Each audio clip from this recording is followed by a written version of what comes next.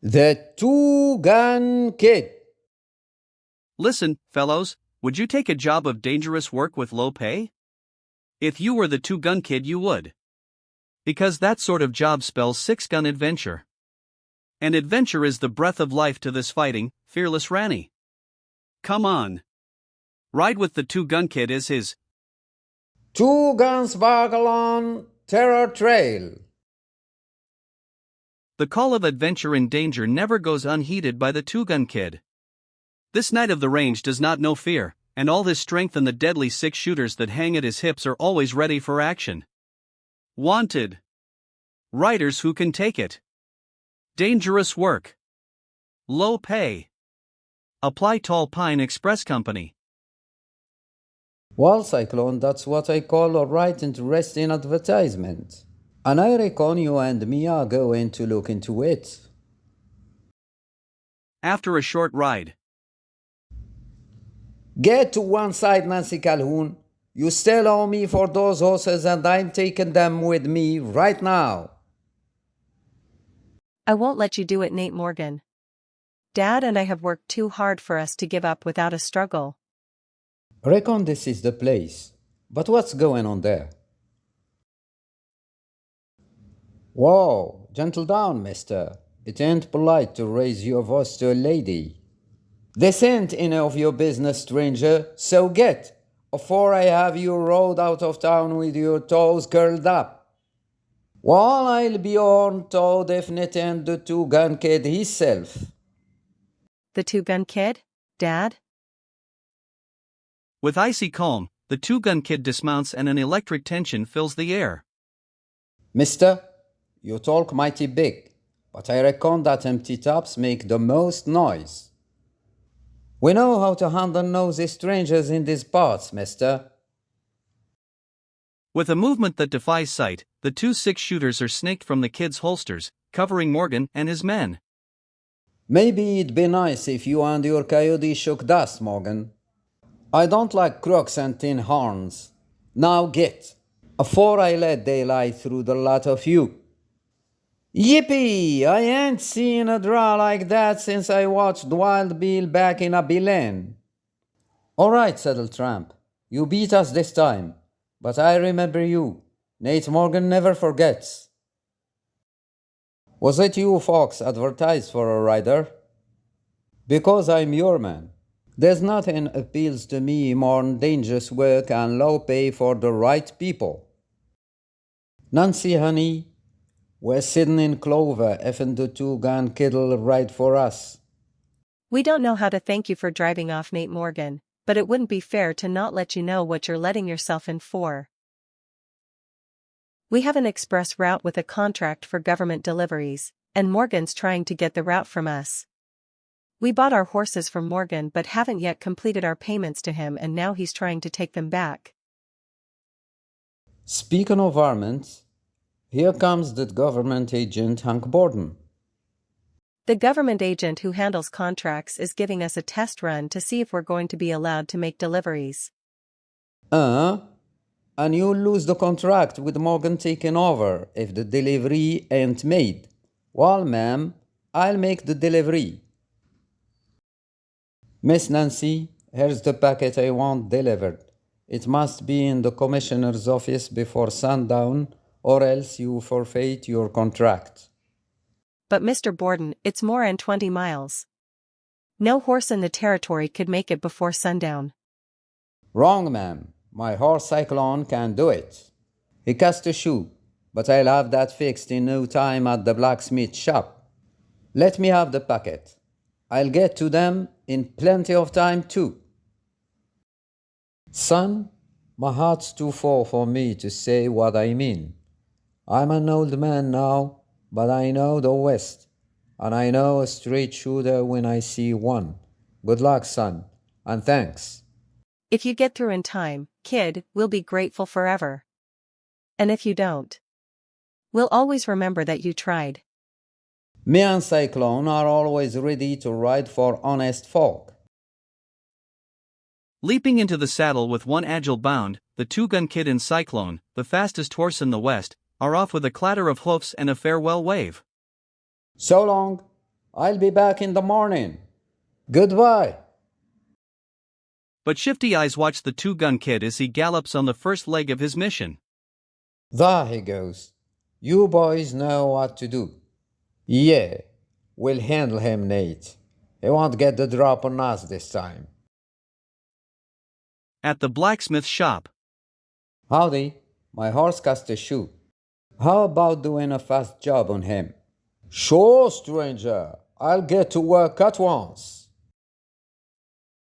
But, suddenly, an ominous voice barks a command and the kid feels the unmistakable pressure of a Colt 45 in his back. Stretch. Grab here, mister. It's Nate Morgan's men. How come you're on the wrong side of them, mister? It's a long story, friend, and I haven't the time to tell it, so... Moving with the speed of a rattler, the two-gun kid whirls on the startled criminal. I'll stop wasting time. Now get. Next time I'll shoot a couple inches lower and you'll wind up in Boot Hill. Get back to your boss and tell him the two-gun kid don't like his tricks. Yes, sir. The two-gun kid. Well, that tells everything. No wonder he drew like a flash of lightning. The cast shoe replaced, Cyclone and his rider hit the trail once more. Come on, Cyclone. There's lots of miles to burn up.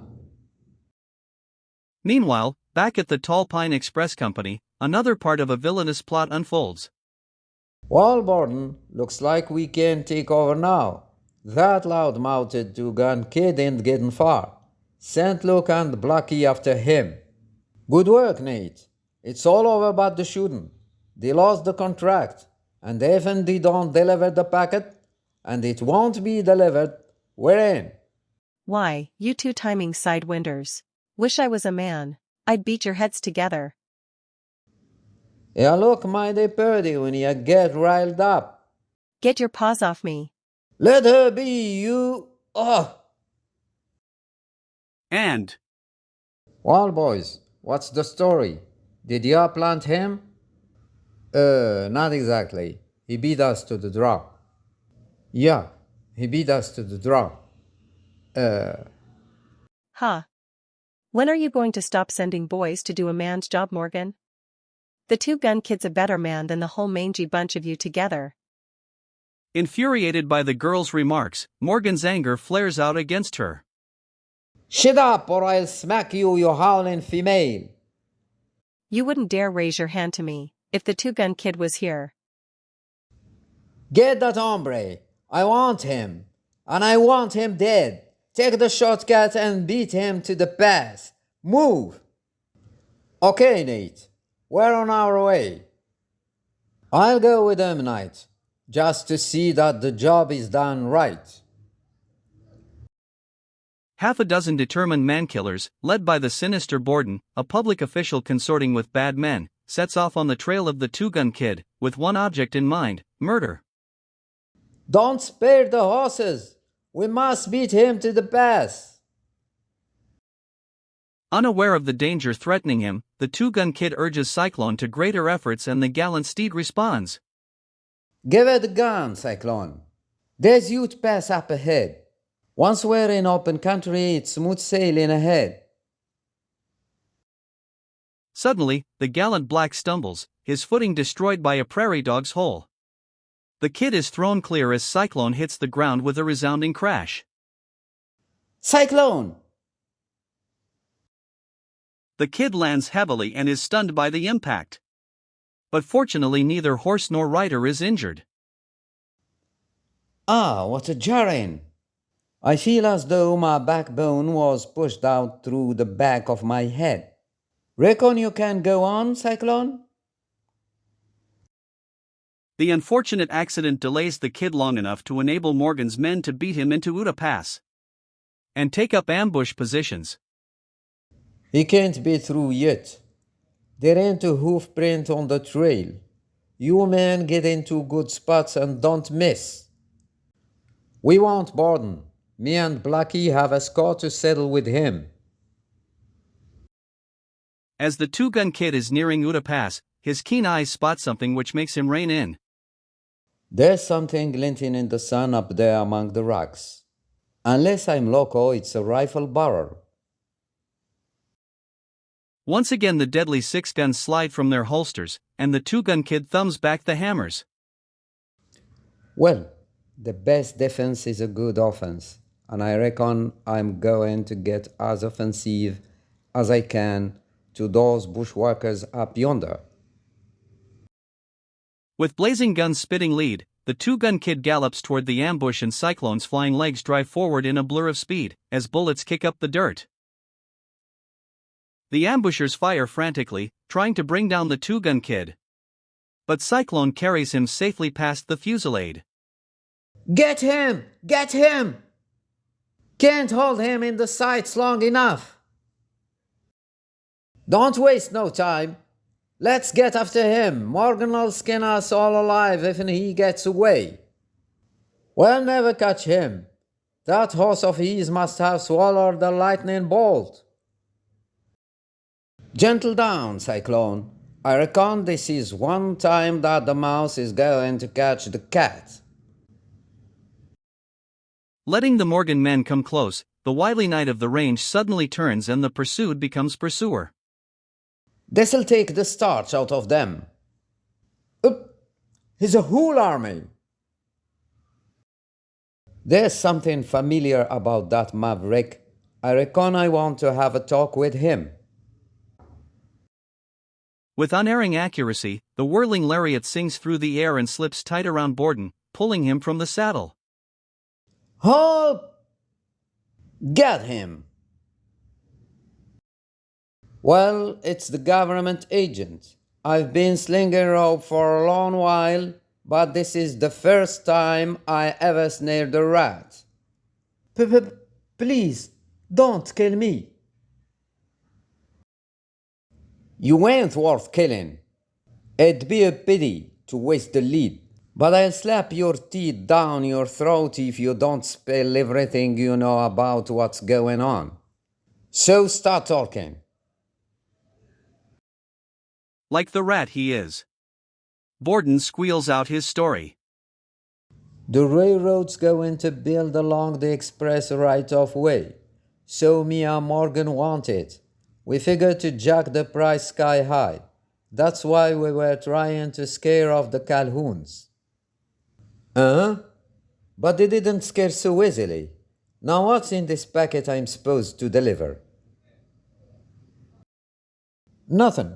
It's a blank. We figured to knock off the rider so the packet would not be delivered and the Calhouns would lose the government express contract while Morgan would take back the horses. Then the Calhouns would be out of the picture and we'd own the contract and the express right-of-way free and clear. Get aboard, mister. We're going back. Don't try nothing, because I'll blast you apart if you make just one false move. Savvy? Yes, sir.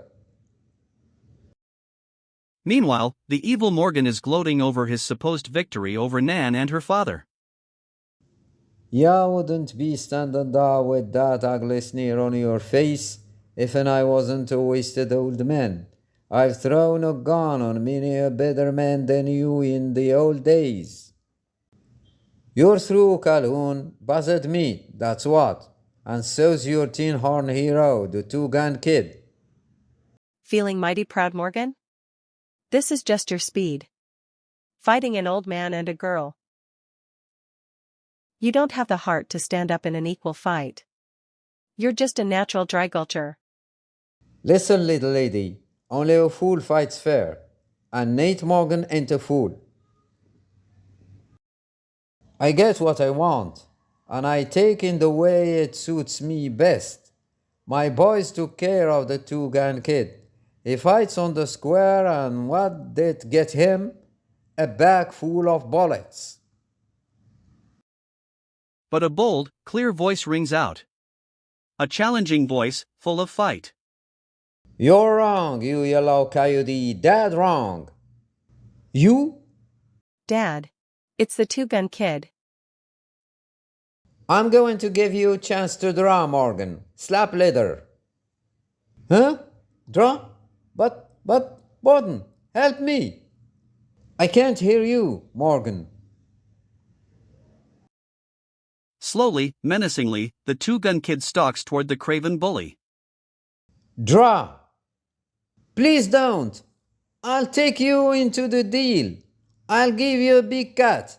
Don't shoot! Shoot you? No, I don't shoot vermin. I step on them. Get up! The United States Marshal has a big rope for polecats like you and that varmint back there. No, no, no! With Morgan and Borden in the hands of the United States Marshal, it is time for the two-gun kid and Cyclone to move on, heading for new adventures. Son, I ain't see your like for many, many years. I don't know how to thank you. Dad can take it easy now. With the money the railroad wants to pay us for the right of way. If it wasn't for you, we'd. Ma'am, it was my pleasure to help get the damn coyotes. Now I have to mosey along. Me and Cyclone has work to do.